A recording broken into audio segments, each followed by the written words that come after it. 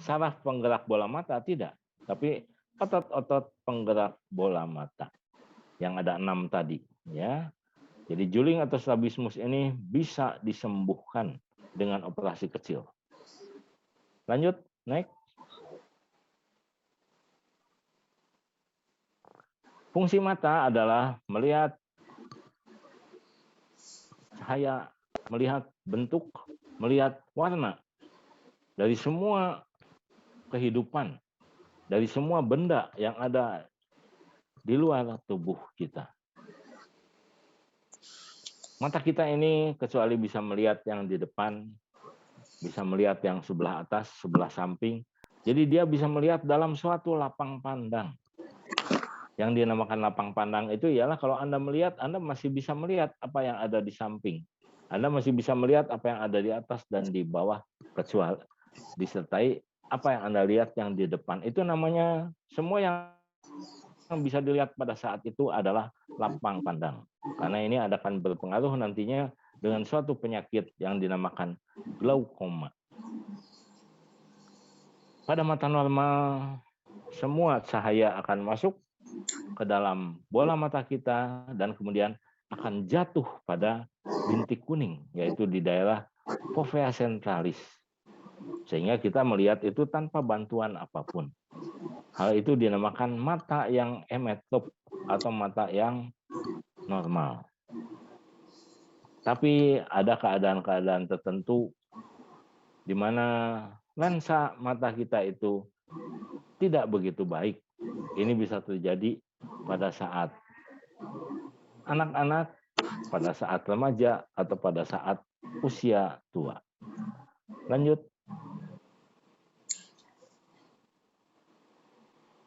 Pupil akan mempengaruhi akomodasi cahaya yang masuk. Jadi akan mempengaruhi jumlah cahaya yang masuk ke dalam bola mata kita.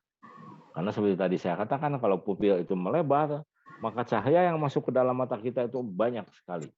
Biasanya itu terjadi pada daerah yang kurang cahayanya, atau mungkin yang gelap sama sekali. Tapi pupil itu akan mengecil untuk mengurangi jumlah cahaya yang masuk pada daerah yang terang, yang sangat banyak cahayanya. Ya. Karena nanti di dalam lapisan retina atau jaringan saraf yang ada pada bagian paling dalam daripada bola mata kita, saraf-sarafnya itu ada 2 macam, yaitu saraf yang berbentuk kerucut dan saraf yang berbentuk batang, di mana fungsi keduanya berbeda. Pada saraf yang berbentuk batang, di sana kita dapatkan adanya pigmen rhodopsin. Pigmen rhodopsin ini sangat fotosensitif. Jadi cahaya sedikit atau sekecil apapun itu akan bisa ditangkap oleh saraf yang berbentuk batang tadi yang mengandung rhodopsin. Nah, oke. Lanjut. Normal, mata kita itu bisa melihat yang di dekat kita bisa pakai untuk baca, kita bisa melihat benda yang ada di depan kita, bahkan yang berada di luar jarak 3 atau 6 meter di depan kita masih bisa melihat benda-benda itu dengan jelas. Kecuali mungkin kalau sudah jaraknya puluhan ataupun ratusan meter, itu tidak mungkin. Cahaya ini waktu masuk ke dalam bola mata kita, itu akan menimbulkan perubahan kimia di dalam sel-sel saraf tadi. Kemudian nanti perubahan kimia tadi akan dilanjutkan menuju ke otak, disampaikan apa yang kita lihat. Nanti otak akan memprosesnya dan kemudian memerintahkan, apakah memerintahkan ke ekstremitas tubuh kita atau memerintahkan ke organ yang lainnya. Sel-sel batang, seperti tadi yang saya perlihatkan itu, yang berada di bagian pinggir daripada sel-sel kerucut, jumlahnya lebih banyak. Karena memang itu nanti diperlukan pada saat seperti tadi, di mana jumlah cahaya yang masuk atau jumlah cahaya yang ada di luar daripada tubuh kita sangat sedikit. Karena sedikit, maka cahaya tadi akan diperlukan lebih banyak masuk ke dalam bola mata kita. Dan nanti seperti tadi saya katakan, sel batang itu yang mengandung rhodopsin atau pigmen fotosensitif itu bisa menerima cahaya sekecil apapun. Sehingga paling tidak kalau masuk ke ruangan yang gelap, biasanya kita akan menyesuaikan dulu. Nanti di ruangan yang gelap itu baru mulai muncul bayangan-bayangan sampai nanti ada benda-benda yang cukup jelas bisa kita lihat. Itu berarti sel-sel saraf yang berbentuk batang tadi sudah menyesuaikan diri. Kalau di tempat yang terang seperti ini, itu tidak perlu. Sel kerusut itulah nantinya yang berfungsi. Oke, lanjut. Next. Mata itu tidak semuanya normal. Tidak semuanya bersifat emetrop. Nanti sesuai dengan perubahan usia atau mungkin karena adanya penyakit atau karena adanya trauma pada mata, maka mata bisa berubah fungsinya. Kalau tadi dengan emetrop itu tidak memerlukan alat apapun, kacamata tidak, apapun tidak, dia akan bisa melihat semuanya, benda ataupun apapun yang ada di luar tubuhnya dengan jelas, baik di jarak dekat maupun di jarak jauh.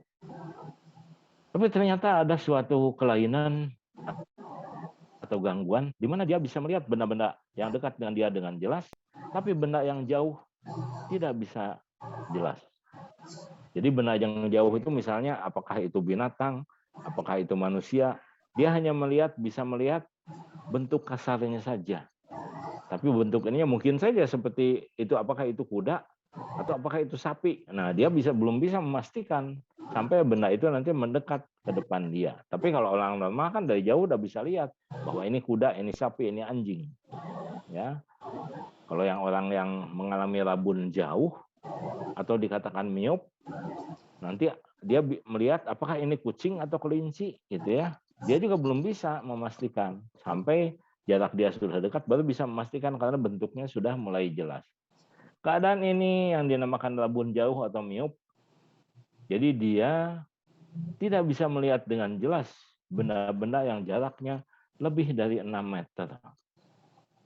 Sehingga pada orang ini diperlukan pemakaian kacamata cekung atau kacamata negatif. Ini diakibatkan karena lensa yang dia miliki itu terlalu cembung. Dan dia tidak bisa menyesuaikan. Baru bisa menyesuaikan itu sesudah dibantu oleh kacamata negatif atau kacamata yang cekung tadi. Yang satu lagi, dia sebaliknya. Yang jauh dia bisa melihat dengan jelas, tapi yang dekat dia tidak bisa melihat dengan jelas.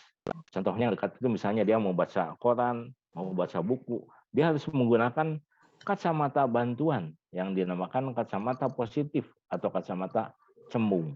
Dan ini pada umumnya terjadi pada orang-orang yang sudah usianya tua.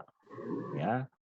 Atau mungkin pada mereka yang masih muda itu juga bisa terjadi karena lensa yang dia miliki pada anak-anak misalnya itu terlalu pipih, kurang cembung.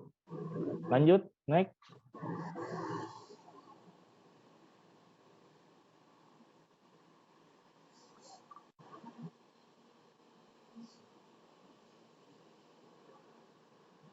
Itu adalah kelainan-kelainan dalam fungsi atau kelainan anatominya. Lanjut.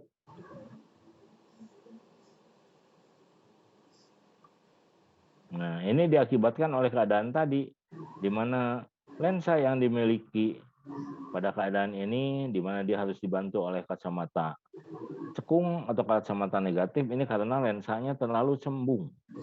Sehingga karena terlalu cembung, maka fokus daripada apa yang dia lihat di luar akan jatuh di depan makula lutea. Ya, jadi di sini jatuhnya dengan dibantu oleh kacamata negatif atau kacamata cekung tadi, maka fokus nanti akan jatuh di fovea sentalis atau di bintik kuning. Demikian juga yang sebaliknya. Kalau lensanya terlalu cekung, maka dia harus dibantu oleh kacamata yang cembung atau kacamata positif. Sehingga yang tadinya jatuh di depan, di belakang daripada fovea sentalis nanti akan jatuh pada fovea sentalis tadi. Ya, itu yang dinamakan hipermetop atau labun dekat. Lanjut, next. Ini adalah penyakit pada mata. Ini penyakit pada konjungtiva, yaitu lapisan bagian dalam daripada kelopak mata, atas atau bawah.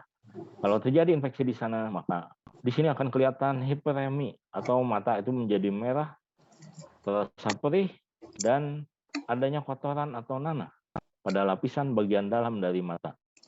Ya. Ini bisa biasanya diberikan obat tetes mata yang mengandung antibiotik. Ya. Lanjut, next. Penyakit yang kedua adalah glaukoma. Nah, ini yang tadi saya katakan, kita harus tahu lapang pandang. Jadi kalau kita usianya nanti sudah mulai lanjut, Anda pun nanti akan demikian, pada saat usia 50 atau 60, perhatikan lapang pandang yang kita miliki. Kalau lapangan pandang itu makin sempit, jadi apa yang kita lihat di samping itu, yang sebelah samping malah nggak kelihatan dalam keadaan normal, itu adalah ada kelainan. Karena kalau lapang pandang itu makin sempit ke depan seperti memakai kacamata kuda, maka itu berarti ada gangguan di bagian dalam daripada bola mata kita. Di sini kita bisa lihat yang harusnya warnanya putih menjadi kebiruan karena adanya tekanan yang meninggi di dalam bola mata. Ini bisa terjadi mendadak, ya, bisa terjadi mendadak biasanya karena trauma, misalnya ada benturan, kepukul atau bentur mata kita, matanya langsung, ya. Atau ada turunan, yaitu penyakit yang mempunyai diturunkan melalui genetik, ya, jadi dari riwayat keluarga di mana ayahnya atau ibunya itu memang mengalami glaukom, maka kita harus hati-hati. Dan juga resikonya adalah pada usia yang lewat dari 60 tahun atau pada usia lanjut, itu kemungkinan untuk terjadinya glaukoma cukup besar. Nanti pengobatannya bisa, kalau yang masih ringan itu dengan obat tetes mata, yang sudah berat biasanya harus dilakukan pembedahan atau dengan sinar laser. Lanjut. Penyakit yang ketiga itu adalah penyakit bawaan. Ya. Yang dinamakan buta warna, dan kemudian yang satu lagi ini adalah penyakit yang mengenai lensa, bukan kornea, tapi lensa. Jadi lensa mata tadi, kecuali mengalami gangguan kelenturan, dia pun bisa mengalami kekeruhan. Jadi lensa yang tadinya transparan, bening itu tiba-tiba jadi keruh. Jadi dalamnya seperti ada kabut. Nah, kalau mulai ada kabut, itulah yang dinamakan katarak. Ya, sehingga kalau lensa ini tidak diganti, maka orang ini nanti akan menjadi buta, tidak bisa melihat apapun. Tapi untungnya kalau lensa itu banyak diproduksi oleh pabrik-pabrik, sehingga tidak memerlukan kita mengambil atau mendapatkan donor dari orang-orang yang sudah meninggal. Katarak ini sangat banyak diproduksi oleh pabrik-pabrik, mulai dari yang biasa sampai yang paling mahal. Oke, lanjut. Yang satu lagi adalah penyakit bawaan yang dinamakan buta warna. Buta warna ini ada 3 jenis, yaitu buta warna sebagian dan buta warna penuh. Buta warna sebagian itu bisa mengenai hanya warna merah saja atau warna hijau saja. Tapi kalau buta warna penuh, maka itu adalah buta warna terhadap hijau dan juga terhadap merah. Lanjut. Anda semua waktu dites masuk TLM D4 diharuskan membaca buku buta warna. Kenapa? Karena yang buta warna, baik yang penuh maupun sebagian, tidak boleh masuk di TLM D4. Karena nanti Anda akan bekerja di laboratorium, Anda akan melihat mikroskop, Anda nanti akan mengukur ukuran, ya, melihat darah dan lain sebagainya. Anda bisa bayangkan nggak kalau melihat darah itu warnanya abu-abu?